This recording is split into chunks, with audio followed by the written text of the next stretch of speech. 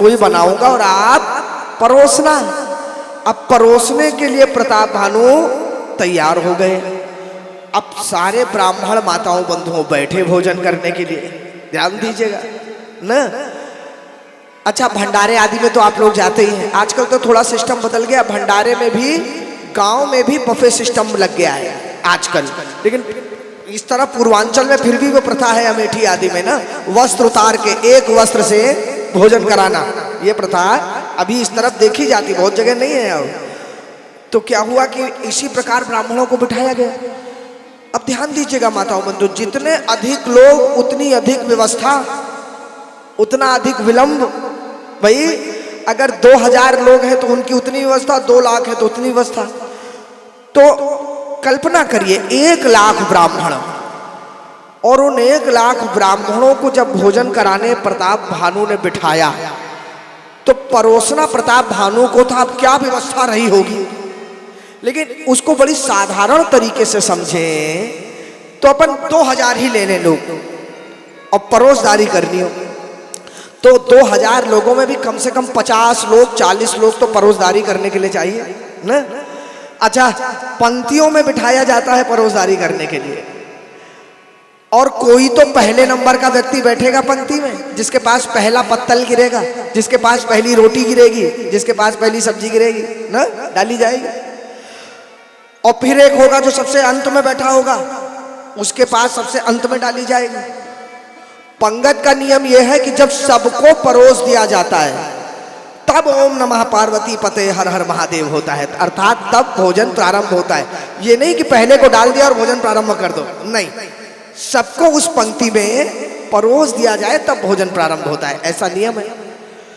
अब माताओं बंधुओं कल्पना करिए कि जिसकी थाली में पहला आया होगा रोटी, और 1 लाख ब्राह्मण है, तो उसको कितनी प्रतीक्षा करनी होगी थाली में रोटी देखने के बाद और भोजन करने तक की ना।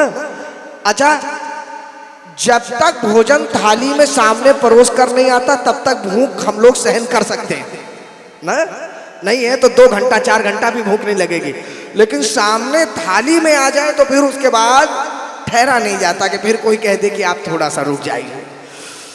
तो ब्राह्मण सब बैठे देख रहे हैं, रोटियां ठंडी हो रही, सब्जी इतनी अच्छा, इतना सुंदर सुंदर, मायामय तेहि कीन रसोई, इतनी सुंदर सुंदर व्यंजन बहुगनी सकई न कोई। ऐसे ऐसे व्यंजन बनाए थे कि देख करके और सबके मुंह में पानी आ रहा था। अब क्या हुआ कि सबको परोस दिया गया, और सबको परोसने के बाद जब ओम नमः पार्वती पते हुआ तो कितने चाव से ब्राह्मणों ने वो रोटी उठा करके मुंह में डालना चाहिए होगी कि भैया जल्दी खाओ, बड़ा महक आ रही, बड़ा स्वाद लग रहा, जल्दी से मुंह में जाए। और जैसे ही तोड़ा और तोड़ करके मुख के एकदम अधरों तक लाए, डालने ही वाले थे, तब तक आकाशवाणी हो गई। और आकाशवाणी में कहा गया कि सब लोग रोटी भोजन वहीं छोड़ दो, किसी को खाने की आवश्यकता नहीं, और तुरंत उठो और अपने अपने घर चले जाओ, भोजन नहीं करना किसी को। देखिए, विप्र वृंद उठी उठी ग्रह जाओ, बही बढ़हानि अन्न जनि खाओ, है बढ़हानि अन्न जनि खाओ। कुछ एकदम। तो माताओं बंधुओं ध्यान दीजिए, देखो बेटा, थोड़ा सा उठ नहीं रही, एकदम यूं लग रहा है, देखो बेस टेबल बढ़ाओ थोड़ा सा ना। हाँ, आप लोग देखो चीज को, ये बंद है, वही तो इसीलिए कुछ लग रहा है। देखो, बोलिए सियावर रामचंद्र की। तुम लोग देखो ना इस चीज को, तो फिर देखो बंद है तो बता रहा हूं ये बंद है। तो माताओं बंधुओं ध्यान दीजिए, इसको चालू हुआ। हाँ अब ठीक है, अब ठीक देखा कौन सा बटन, डब्बा ही बंद है ना, तो वही लगा हमको। तो ध्यान दीजिए माताओं बंधुओं, अब थोड़ा सा धीमा करो, थोड़ा सा धीमा करो, एकदम इको फैल रहा है, थोड़ा सा धीमा करिए, थोड़ा सा हल्का सा। बोलिए सियावर रामचंद्र की जय। तो ध्यान दीजिए माताओं बंधुओं, जैसे ही कहा कि भोजन मत खाना, उठी उठी ग्रह जाओ। अब कल्पना करिए कि किसी ने बड़े आदर से आपको भोजन पे बुलाया ना, और थाली परोस दी और स्वादिष्ट स्वादिष्ट भोजन, वो भी ब्राह्मणों का न्योता कर जाए तो उससे बड़ी और क्या बात है ना भाई। ब्राह्मण भोज तो भाई पितृपक्ष आदि आता है कि नहीं, हम लोग अभी चर्चा करेंगे तो ध्यान दीजिएगा। एक तो उनको न्योते पे बुलाओ और न्योते पे बुला के थाली भी परोस के भोजन भी दिखा दो और उसके बाद कहो कि अब घर जाओ। कितना क्रोध आएगा उनको ना, जाओ तुरंत घर जाओ। तो सबने कहा क्यों घर जाए, हम भोजन करके जाएंगे। तब तक आकाशवाणी हुई कि भयउ रसोई भूसुर मासु, अरे रसोई नहीं है, इसमें मांस है भोजन में, ऊपर से जो शाकाहार दिख रहा है वो मांसाहार है। कि क्या सुंदर बात है माताओं बंधुओं है। आज मैं बहुत इसमें विस्तार नहीं करूंगा क्योंकि रावण के अवतार की चर्चा होनी है, लेकिन आज कई ऐसे विप्र देवता हैं, ब्राह्मण देवता हैं जो मांसाहारी भी हो रहे हैं ना। कल्पना करिए ब्रह्म तेज को नष्ट करने का कितना सरल उपाय था पहले, आहार शुद्धो सत्व शुद्धि, आहार से भ्रष्ट हो जाओ अपने आप आपका तेज भ्रष्ट हो जाएगा। कितना एक तनु ने गलत उपाय नहीं बताया था, बताया तो सही उपाय था। भोजन जैसे ही बिगड़ा वैसे ही आपकी वाणी का तेज बिगड़ गया। ब्राह्मण जो बोल देते थे ब्रह्म वाक्यम जनार्दनम हो जाता था, और वही आचार बिगड़ा, आहार बिगड़ा, तो अब वाणी में भी वो तेज नहीं रह गया। तो भयउ रसोई भूसुर मासु, सब द्विज उठे मानि विश्वासु। उठे और उठ करके राजा की तरफ देखा जो राजा परोस रहा था और कहा एक बात बताओ, तुम तो हमारे छोटे भाई हो। भाई ब्राह्मण बड़ा भाई है वर्णाश्रम के अनुसार और क्षत्रिय छोटा भाई है ना। तो छोटा भाई क्या बड़े भाई से कभी छल कर सकता है? ना ही बड़ा भाई छोटे भाई से कभी छल कर सकता है। तो कहा एक बात बताओ, हम दोनों तो भाई हैं और भाई भाई के साथ इस प्रकार से धोखा कर सकता है कभी? छत्र बंधु तय विप्र बुलाई, घाले लिए सकल समुदाय। हम लोगों को बुला के और सबके साथ इतना बड़ा धोखा करना चाहता था प्रताप भानु। वो तो ईश्वर राखा धर्म हमारा, वो तो भगवान ने हमको बचा लिया तुमसे।